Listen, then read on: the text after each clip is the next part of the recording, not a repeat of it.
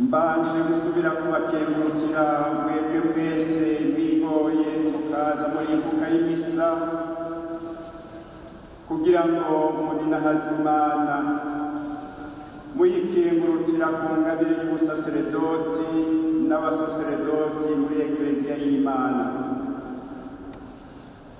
Imana mwese niberekezeko inyonga zayo ngo mwumve umwami mwumva ko ibakunda mu kuba mwese mwibatisimu y'abagize igihugu c'abasaseredoti ikongera igashima n'ukuza irabatoramo abo igira abasaseredoti basukuka.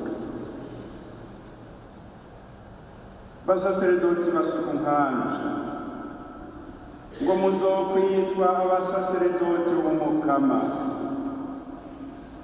Niryo jambo Ekleziya yama idusanganiza kuri uyu munsi kugira ngo tumenye ko muri ya Ekleziya y'Imana naho yose isigaye ari igihugu c'abasaseredoti hari abo Imana yirobanurira mu bandi ku buryo atari izina risigara ribabereye atari ukwitwa abasaseredoti b'umukama, abasuku b'umukama.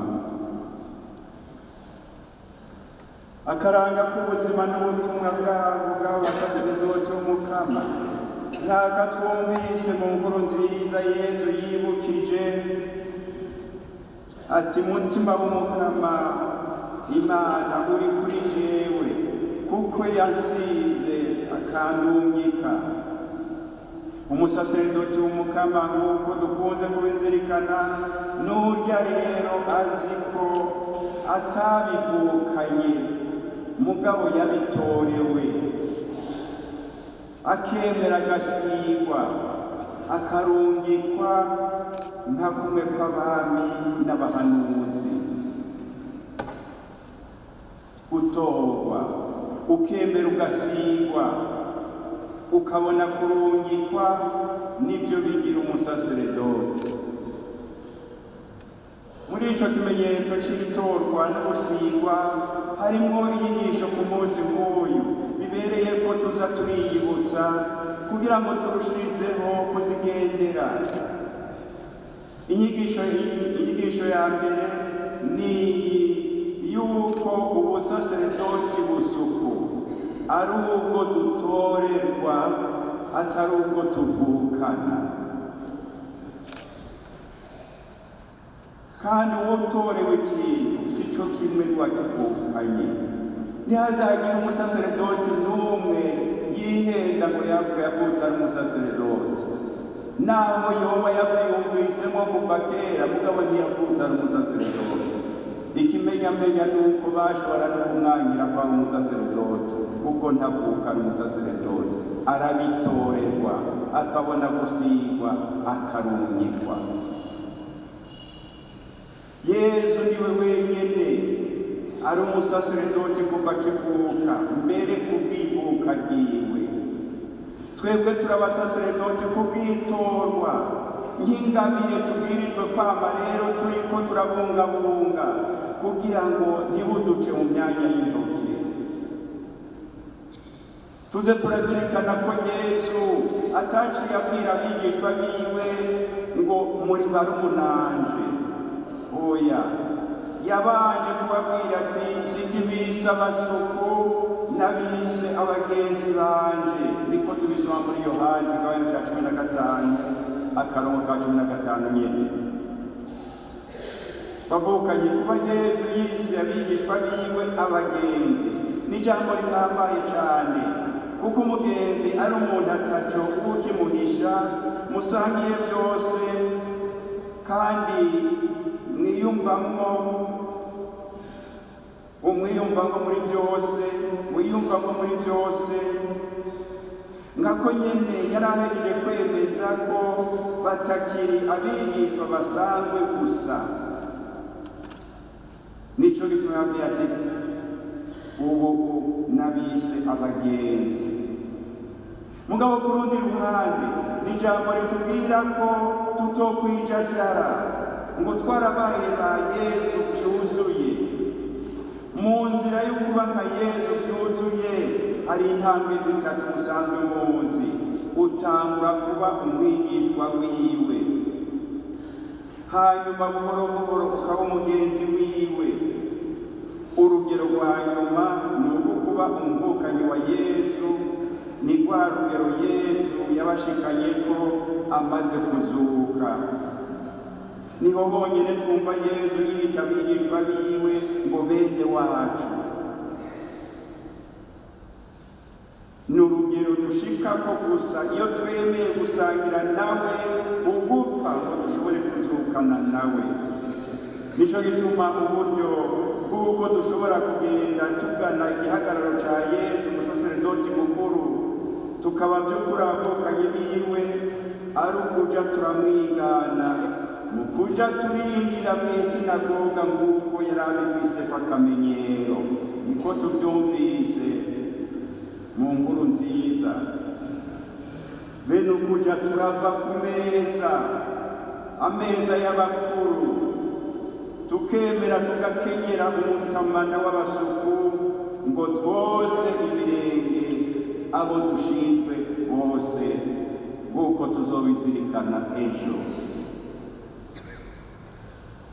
Inyigisho ya kabiri twokura muri ico kimenyetso c'itorwa n'isigwa nuko iteka n'ubutore bw'uwatowe akabisigirwa ari ukwigenza nk'uko wagutoye abishaka. Yesu ati umutima w'umukama uri kuri jewe kuko yansize akandongera kuburira inkuru nziza boro ababoshwe no kumenyesha umwaka w'umukama. Iteka ryacu twebwe abasaseredoti ni ukwemera tukagenzwa na mutima w'umukama ari kuri jewe.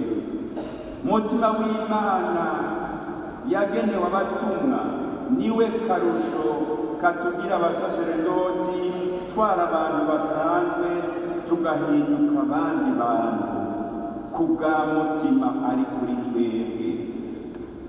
Utakiriye umutima w'Imana mu buzima bw'ibanga ry'abasaseredoti, naho kuko umutumba womenga ahagaze neza, naho mu vy'ibikenurwa womengo n'umutumwa, nta mutumwa bariko. Twame twibuka ko n'abigishwa ba Yesu bagiye kuba abatumwa b'ukuri igihe baronka mutima mweranda. Nico gituma umusaseredoti atitwararika kwama yuzuye umutima w'Imana ngo abe ari wamukoreramwo, naho yokora gute atavyamwa bikoraho ashobora kwama asa n'uruhira ubusa.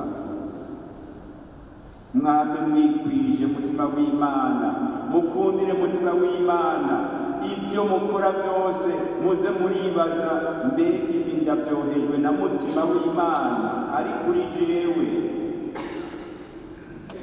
Inyigisho ya gatatu nuko uwatowe agasigwa aterwa iteka nuko yagambutse agakora ico uwamutoye yamutumye. Kuva kuri Petero mweranda umupapa wa mbere gushika kuri Papa Francisco dufise ubu, kuva kuri Padiri Patrice Ngendereza na Emile Ngendagenda abapadiri ba mbere b'Abarundi batumwe mu 1925 gushika kuri Padiri ari muri mwebwe w'inimero ya nyuma twaherukiye ko mu kwatira, nta bundi butumwa umusaseredoti atumwa atari ukuburira inkuru nziza aboro ababoshwe no kumenyesha umwaka w'umukama. Ntimurondere ubundi butumwa, mwoba muri ko murabwibwiriza. Haba hasigaye gusa kumenya abo boro n'abo baboshwe baho muherereye. Mukama mufise umutima nk'uwa Yesu Kristo, kuko umutima nk'uwa Yesu Kristo niwo wonyene udufasha kugira ngo tubone aboro, abaruhijwe, ababoshwe, abarenganywa, dushobore gutyo kubamenyesha umwaka w'umukama. yego mbere haba hasigaye kumenya buhoro n'abo baboshwe baho duherereye no kwitwararika kuja turamenyesha umwaka w'umukama kugira ngo abantu bagumane umwizero kuko bazi ko Imana ibakunda. Iyo niyo porogaramu nyayo y'umusaseredoti kuva kera Dawidi gushika n'uyu munsi. Basaseredoti basuka nkanje muri uyu mwaka wa yubile y'umusaseredoti mu Burundi, nkundire imbere yo guheraheza inyigisho ndabibutsa impanuro zimwe twahawe n'abepiskopi. Batubwiye bati nk'uko ibanga n'ubutumwa twatorewe bidusaba kuba berana, turahamagariwe kwigenza neza, tukama twicisha bugufi, tukarondera kubera urumuri n'akarorero keza abo dushinzwe gusukurira n'abantu bose. Mu kwitwararika kubungira ubumwe mu butandukanye bwabo, twame twiyubara kugira ntihagire abo dutirimutsa, na cane cane abato bato. Imisi yose na hose nitwemere kugenzwa na mutima mweranda, we atwunganira mu magara make yacu. Twame twibuka za ndagano twaraganira umukama mw'ibanga ry'umusaseredoti. Bavukanye, izo ndagano nizo tuhava dusubiramo mu kanya. Tubonereho gukengurukira Imana aho hose twashoboye kuzigendera. Twongere tuyisabe n'ikigongwe aho hose dushobora kuba twarazitosekaje. Namwe bihebeye Imana n'abakristo barayike mwaje kudushikira, mubandanye muduhetse ku mutima, turabanyu. Ntituvuke iwanyu gusa, tuguma turabanyu kuko ni mwebwe twatorewe. Nta kindi tubereyeho atari mwebwe. Mudusabiye tukarushirizaho kuba beza kandi berana, na mwebwe muzohungukira byinshi. Turabakengurukiye ku mutima mwiza mutwereka kuko twihanganira mu byo tutarangura neza, kandi mwari mwifuza ko twobiranguye neza. Nimurambirwe no kudusabira, twese nyene dusabiranire, mudusabire natwe tubasabire.